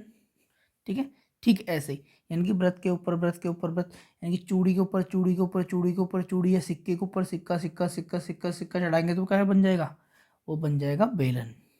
आगे बस समझ में, वो क्या बन जाएगा, वो बन जाएगा बेलन। ठीक है, आगे समझ में। तो इसका बेस क्या होता है, बेस होता है इसका, क्या होता है, व्रत। ठीक है, इसका बेस क्या होता है, बेस होता है इसका व्रत। आ गई बात समझ में। जब व्रत के ऊपर व्रत चढ़ाएंगे तो क्या हो जाएगी, हाइट। और ये हाइट क्या कहलाएगी, ऊंचाई होगी इसकी। और ये इसकी त्रिज्या है ही। ठीक है, अब देखते हैं पहली चीज हम क्या निकालते हैं, आयतन। और आयतन का बेसिक फॉर्मूला क्या होता है, आयतन का बेसिक फॉर्मूला होता है आधार का क्षेत्रफल इनटू ऊंचाई। ठीक है, तो यहाँ पे आधार क्या है, यहाँ पे आधार क्या है, वृत्त, और वृत्त का क्षेत्रफल क्या होता है, पाई आर स्क्वायर। तो आधार का क्षेत्रफल क्या हो गया, पाई आर स्क्वायर इंटू हाइट कितनी, ऊंचाई क्या है हमारी, एच। तो आयतन का हो गया, तो बेलन का आयतन होता है पाई आर स्क्वायर एच। क्या होता है, पाई आर स्क्वायर एच। ये हमें याद रखना है। ठीक है, आई बात समझ में। अब समझिए, ये एक बेलन दिया हुआ है। ठीक है, इसकी त्रिज्या दी हुई है आपको 7। त्रिज्या कितनी है, 7 सेंटीमीटर। ठीक है, और हाइट कितनी दी हुई है, हाइट मान लो आपको दी हुई है 4 सेंटीमीटर। हाइट कितनी दी हुई है, 4 सेंटीमीटर। और आपसे पूछ लिया कि इसका वॉल्यूम आयतन निकालो। तो कैसे निकालोगे, सीधा फॉर्मूले में पुट कर दो। पाई का मान कितना होता है, 22/7। आर स्क्वायर, आर कितनी दी हुई है 7, आर का स्क्वायर हो गया, इंटू एच कितना दिया हुआ है 4। 7 से घट गया 7, 7 चौक 28, 28 इंटू 22 करेंगे।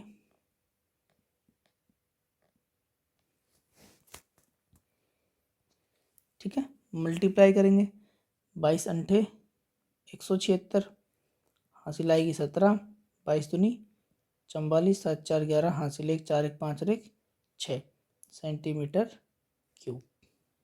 ठीक है, सेंटीमीटर क्यूब आयतन निकल के आ गया। ठीक है, ये हो गया सिलेंडर का आयतन। ठीक है, बेलन का आयतन हो गया। अब आता है बेलन का वक्र पृष्ठ। पहले समझिए कि बेलन का वक्र पृष्ठ क्या होता है। ठीक है, वक्र पृष्ठ। ठीक है, ये तो बेलन का आयतन आ ही गया। अभी हमने देखा था कि मैं हटा देता हूँ यहाँ से। ठीक है, ये जो लाइन होती है क्या होती है, ये एक वृत्त की जो ये लाइन होती है, जो इसे हम क्या बोलते हैं, इसे हम बोलते हैं परिधि। क्या बोलते हैं, परिधि। ठीक है, लेकिन बेलन में तो ऐसी बहुत सारी होती है।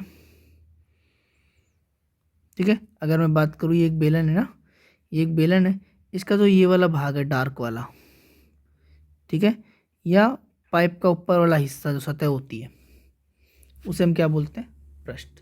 क्योंकि इसमें घन घनाव की तरह पृष्ठ तो होगा नहीं।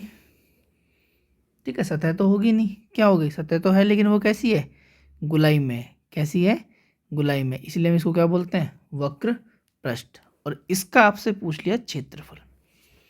ध्यान रखना, बेलन के वक्र पृष्ठ का क्षेत्रफल पूछा है आपसे। दो चीज होती है, अब ये पूरा बेलन है। ठीक है, एक तो ये वाला हिस्सा, अगर मैं बात करूं तो ये, अब देखना, आप लाइन देखना, ये लाइन है। ठीक है, ये जो लाइन चल रही है, ये वाला हिस्सा, ये होता है वक्र पृष्ठ। ठीक है, ये वक्र पृष्ठ, यानी कि अगर मैं बात करूं बेलन के वक्र पृष्ठ की, तो ये हो गया इसका वक्र पृष्ठ। ये वाला हिस्सा नहीं आ रहा इसमें, ऊपर वाला, ध्यान रखना, ये ऊपर वाला, और ऐसा हिस्सा इसका एक नीचे होगा। जैसे कि मान लो ये है, तो ये जो नीचे वाला हिस्सा है ना, ऐसा सेम सेम ऐसा हिस्सा नीचे होगा, तो ये क्या होगा, ये वाला नहीं होगा। ठीक है, तो ये वाला जो हिस्सा है इसे हम क्या बोलेंगे, वक्र पृष्ठ। और वक्र पृष्ठ का क्या निकालना है हमें, क्षेत्रफल। कई बार आपसे पूछ लेता है कि, एग्जामिनर पूछ लेता है कि एक बेलन है, ठीक है, उसकी इतनी इतनी त्रिज्या है, इतनी ऊंचाई है, उसका वक्र पृष्ठ ज्ञात करो। ठीक है, वक्र पृष्ठ का क्षेत्रफल ज्ञात करो कितना होगा। ठीक है, तो अगर हम यहाँ देखें तो परिधि का सूत्र क्या होता है भाई, ये वृत्त से तो बना हुआ है, इसका आधार क्या है, वृत्त है। और वृत्त की परिधि का सूत्र क्या होता है, परिधि का सूत्र होता है 2 पाई आर। ठीक है, अगर मैं बात करूँ एक की, एक वृत्त की बात करूँ तो क्या हो जाएगा 2πr। लेकिन ये तो ढेर सारे वृत्त हो गए, इन्होंने क्या बना दिए, हाइट बना दी। तो इसको भी क्या कर दूंगा, इससे गुना कर दूंगा। तो वक्र पृष्ठ का क्षेत्रफल क्या होगा 2πr(h). क्या होगा 2πr(h). वक्र पृष्ठ का क्षेत्रफल क्या होगा 2πr(h). ठीक है, आयतन क्या होता है πr²h। वक्र पृष्ठ का क्षेत्रफल क्या होता है 2πr(h). ठीक है, वक्र पृष्ठ निकालते कैसे, जो परिधि है ये एक मान लो एक वृत्त है, ये इसकी क्या हो गई परिधि हो गई। इसके ऊपर मैंने दूसरा व्रत ले लिया, फिर तीसरा व्रत, फिर चौथा, पांचवा, छठा, सातवां, आठवां, नवां, 10वां। तो ये क्या हो गई, एक हाइट हो गई। तो एक की बात करता तो कितना होता 2πr, लेकिन अब कितनी हो गई हाइट h हो गई। सबकी बात करूँगा तो क्या हो जाएगा 2πr(h). आ गई समझ में, चले आगे। ठीक है, अब अगला आता है बेलन के संपूर्ण पृष्ठ का क्षेत्रफल। क्या आता है, संपूर्ण पृष्ठीय क्षेत्रफल। ठीक है, अब देखिए ये क्या था, ये था वक्र पृष्ठ। क्या था ये वक्र पृष्ठ, और ये क्या था, ये एक वृत्त था, वृत्त एक। अगर मैं बात करूँ यहाँ की तो ये क्या हो जाएगा, सेम ऐसे ही वृत्त नीचे होगा, वृत्त दो। ये आर हो गई, ये एच हो गई हाइट। ठीक है, अब देखिए संपूर्ण पृष्ठीय क्षेत्रफल क्या होगा, संपूर्ण पृष्ठीय क्षेत्रफल होगा वक्र पृष्ठ का क्षेत्रफल। भाई संपूर्ण पृष्ठीय क्षेत्रफल क्या होगा, इस वक्र पृष्ठ का क्षेत्रफल और दोनों वृत्तों का क्षेत्रफल। वक्र पृष्ठ का क्षेत्रफल प्लस दोनों वृत्तों का क्षेत्रफल। ठीक है, वक्र पृष्ठ का क्षेत्रफल और दोनों वृत्तों का क्षेत्रफल। वक्र पृष्ठ का क्षेत्रफल हमने अभी देखा था, क्या था 2πr(h). क्या था 2πr(h). ठीक है, प्लस वृत्त का क्षेत्रफल क्या होता है, अब मैं यहाँ पे क्या दी हुई है, परिधि r दी हुई है, सॉरी त्रिज्या r दी हुई है। वृत्त का क्षेत्रफल क्या होता है πr²। कितने वृत्त है, दो वृत्त है, तो 2πr²। ठीक है, यहाँ से अगर हम देखें तो संपूर्ण पृष्ठीय क्षेत्रफल, संपूर्ण पृष्ठीय क्षेत्रफल बराबर, दोनों में से कॉमन क्या आ रहा है 2 कॉमन आ रहा है। ठीक है, पाई भी कॉमन आ रहा है, दोनों में आर भी कॉमन आ रहा है। ठीक है, 2πr कॉमन आ गया। यहाँ पे क्या बचा h, प्लस का निशान है। यहाँ पे क्या बचेगा, एक आर तो कॉमन आ गया, एक आर बचेगा प्लस आर। तो बेलन के संपूर्ण पृष्ठीय क्षेत्रफल का फॉर्मूला क्या होगा 2πr into h plus R, या आर प्लस एच एक ही बात है। ठीक है, चले आगे। ये हो गया हमारा बेलन, ये तो ठोस बेलन की बात हो रही है। कौन से बेलन की बात हो रही है, ठोस बेलन की बात हो रही है। अब एक बेलन आता है खोखला बेलन।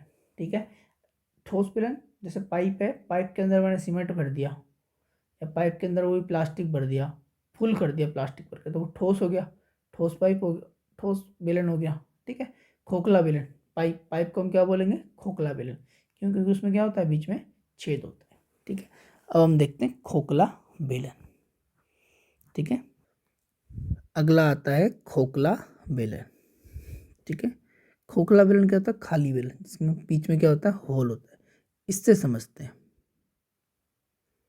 ठीक है, अब देखिए ये एक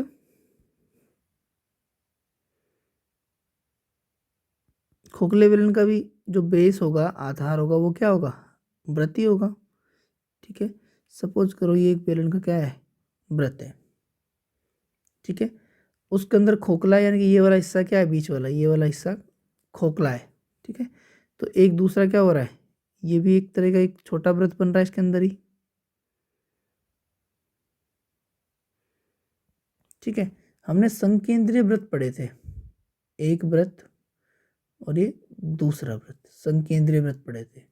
जिसका केंद्र क्या होता है, एक ही होता है।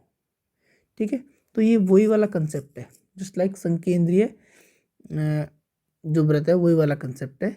इनका जो केंद्रक है वो तो क्या होता है, केंद्र क्या होता है, इक्वल होता है, लेकिन दो अलग अलग वृत्त है, तो एक ये बन रहा और दूसरा ये बन रहा। ठीक है, अब देखिए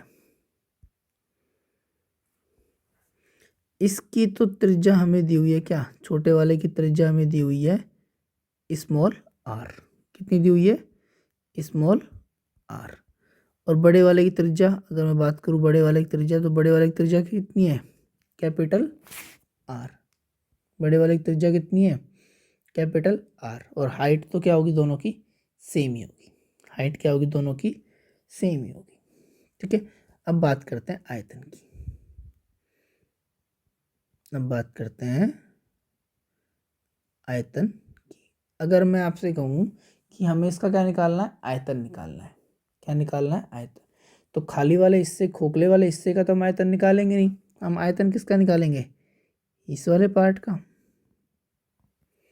हम भाई आयतन किसका निकालेंगे, हम आयतन इसी का तो निकालेंगे ना। ये जो पार्ट है ये वाला, बीच वाले खाली पार्ट का थोड़ी आयतन निकालेंगे हम आयतन किसका निकालेंगे, हम आयतन निकालेंगे इस वाले पार्ट का। तो आयतन का फॉर्मूला क्या होता है, आयतन का फॉर्मूला होता है कि आधार का क्षेत्रफल इनटू ऊंचाई,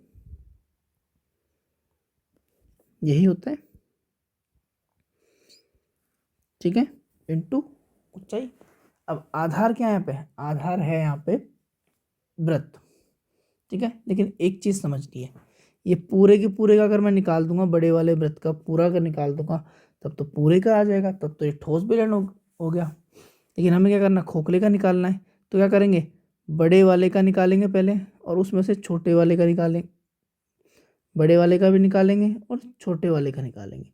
बड़े वाले के में से छोटे वाला घटा देंगे तो क्या होगा, तो बीच वाला हिस्सा घट जाएगा पूरा। तो ये क्या बच जाएगा, ये वाला हिस्सा हमारा, इसका आयतन निकल के आ जाएगा। ठीक है, तो अगर बड़े वाले की बात करूँ तो क्या होगा, आधार का क्षेत्रफल क्या होगा बड़े वाले का, pi capital R square into H. बड़े वाले का यही होगा। आधार का क्षेत्रफल क्या होगा, पाई, त्रिज्या कितनी है, कैपिटल आर, तो आर का square into H height, minus छोटे वाले का क्या हो जाएगा, पाई आर स्क्वायर एच। छोटे वाले का क्या होगा, पाई आर स्क्वायर एच। दोनों में से कॉमन क्या आ रहा है, दोनों में से कॉमन क्या आ रहा है, दोनों में से कॉमन आ रहा है पाई और एच कॉमन आ रहा है, तो आर का स्क्वायर माइनस आर का स्क्वायर। ठीक है, ये क्या होगा, ये होगा खोखले बेलन का आयतन, पाई एच इंटू आर का स्क्वायर माइनस आर का स्क्वायर, स्मॉल आर का स्क्वायर। आ गई बात समझ में।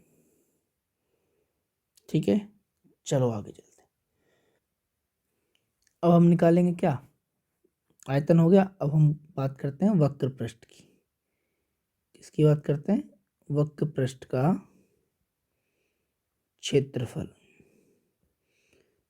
तो वक्र पृष्ठ का क्षेत्रफल कैसे निकालेंगे, वक्र पृष्ठ का क्षेत्रफल, यहाँ ध्यान रखना, यहाँ पे वक्र पृष्ठ का क्षेत्रफल अलग तरीके से निकलेगा। ठीक है, एक तो बाहर वाला जो पृष्ठ है वक्र, उसका क्षेत्रफल निकलेगा। ठीक है, ध्यान रखना, बाहर वाला जो पृष्ठ है ना क्षेत्र, उसका निकलेगा। एक जो अंदर की साइड का जो वक्र पृष्ठ है, भाई पाइप में क्या होता है, पाइप में अंदर का भी वक्र पृष्ठ होता है और बाहर का भी वक्र पृष्ठ होता है, तो इन दोनों का वक्र पृष्ठ निकलेगा और ऐड हो जाएगा। ठीक है, तो वक्र पृष्ठ का फॉर्मूला क्या था, वक्र पृष्ठ का फॉर्मूला क्या था, वक्र पृष्ठ का फॉर्मूला था 2πr/h। तो बड़े वाले की अगर मैं बात करूँ तो क्या होगा, 2πr/h, 2πr/h प्लस छोटे वाले की बात करूँ तो 2πr/h, कॉमन क्या आ रहा है, दोनों में से कॉमन आ गया 2πh, 2π एच कॉमन आ गया, capital R plus small R, और ये क्या हो गया, ये हो गया वक्र पृष्ठ का क्षेत्रफल। ठीक है, वक्र पृष्ठ क्या होता है, बाहर वाला पृष्ठ वही वक्र पृष्ठ होगा, और अंदर वाला पृष्ठ वही वक्र पृष्ठ होगा, दोनों क्या हो जाएंगे, जुड़ जाएंगे, दोनों क्या हो जाएंगे, जुड़ जाएंगे। ठीक है, इसमें समझ लीजिए, एक तो ये बाहर वाला पृष्ठ हो गया, ठीक है, एक ऐसे ही अंदर वाला पृष्ठ, तो ये दोनों क्या हो जाएंगे, जुड़ जाएंगे। ठीक है, आगे चलें। अब अगला है खोखले बेलन में संपूर्ण पृष्ठीय क्षेत्रफल। ये बहुत इंपॉर्टेंट है, इसको थोड़ा ठीक से और ध्यान से समझना है। ठीक है, क्या है, संपूर्ण पृष्ठीय क्षेत्रफल, संपूर्ण पृष्ठीय क्षेत्रफल। इसमें क्या होगा, इसमें सबसे पहले तो वक्र पृष्ठों का क्षेत्रफल आएगा, वक्र पृष्ठों का क्षेत्रफल आएगा, प्लस बेलन में क्या था, वक्र पृष्ठ का क्षेत्रफल साथ में दोनों ही वृत्तों का क्षेत्रफल, यही था। लेकिन यहाँ ध्यान रखना, यहाँ पे क्या होगा, पहले बड़े वाले का क्षेत्रफल निकलेगा, पहले बड़े वाले का क्षेत्रफल निकलेगा, फिर उसमें से छोटे वाले का क्षेत्रफल क्या हो जाएगा, घट जाएगा। ठीक है, और दो की बात हो रही है तो दो, ठीक है, यहाँ मैं लिख देता हूँ, बड़े वाले का क्षेत्रफल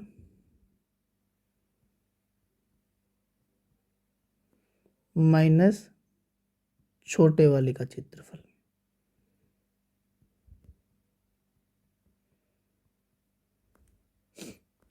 अब इसको सीधा सीधा फॉर्मूले में लिखता हूँ। ठीक है, तो सबसे पहले वक्र पृष्ठ के क्षेत्रफल का फॉर्मूला क्या था, वक्र पृष्ठों के क्षेत्रफल का फॉर्मूला क्या था, 2πh,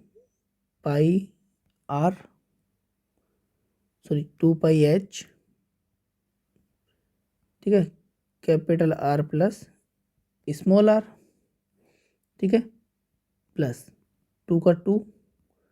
अब देखिए, बड़े वाले का क्षेत्रफल माइनस छोटे वाले का क्षेत्रफल, तो बड़े वाले का क्षेत्रफल क्या होगा, पाई आर स्क्वायर माइनस छोटे वाले क्या हो जाएगा, पाई आर स्क्वायर।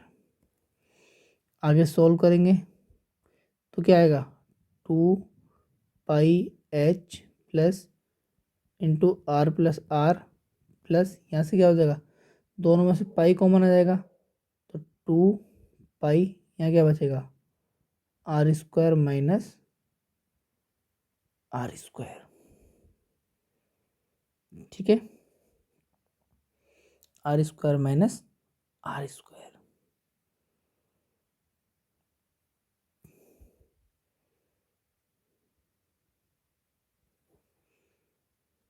इसको आगे सॉल्व करेंगे तो क्या होगा, 2πh आर प्लस आर तो ऐसे कैसे रह जाएगा, plus 2π R square minus R square को जब खोलेंगे तो ये आएगा आर प्लस आर, यानी capital R plus small R, और capital R minus small R. ठीक है, अब देखिए क्या क्या कॉमन आ रहा है, 2π कॉमन आ रहा है और आर प्लस आर कॉमन आ रहा है, तो मैंने लिखा 2π आर प्लस आर। ठीक है, यहाँ क्या बचेगा, यहाँ बच गया h, और यहाँ क्या बच रहा है, आर माइनस आर, तो आर माइनस आर, तो ये क्या हो गया, ये हो गया संपूर्ण खोखले बेलन का संपूर्ण पृष्ठीय क्षेत्रफल। ठीक है, आज के लिए इतना ही।